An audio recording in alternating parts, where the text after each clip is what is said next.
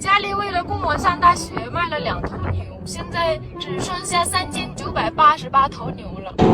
哎，放牛去吧。我怎么看着这个牛越来越饿呢？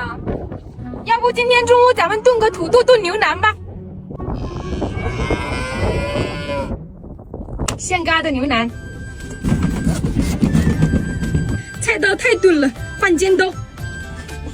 土豆炖牛腩的精髓就是牛腩，咱先把它的切块。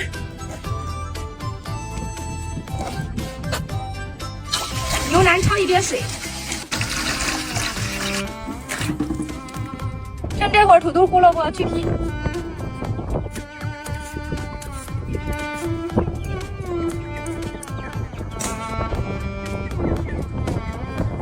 土豆胡萝卜都切块块。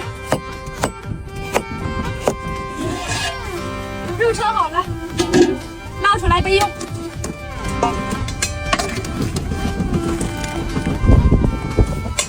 起锅烧油，下肉炒一下子，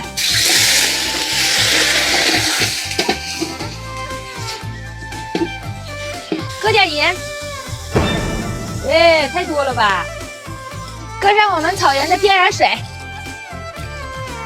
洗点米，今天破戒是个大米。你们猜一猜，今天我要用什么蒸大米？以前用来做瓦罐牛肉的瓦罐。看我是没有电的情况下是怎么蒸大米的。蒸上一会儿，跟它一起炖。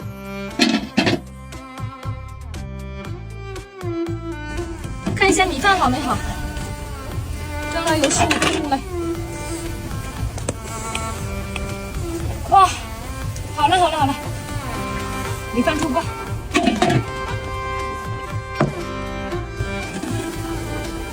炖差不多了，土豆和胡萝卜搁里，再炖一会儿，让子弹再飞一会儿。这会儿我们切葱，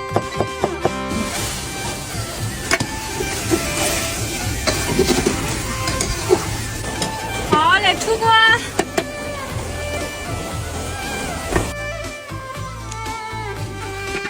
香啊！撒点葱花。已经迫不及待了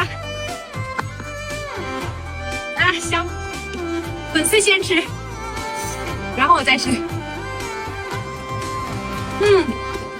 彪彪弹弹，滚滚啾啾的。哇，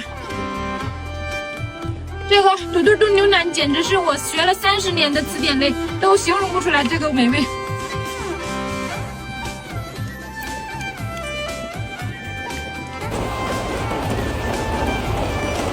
今天外面下雨呢，我在屋里吃的这些真好，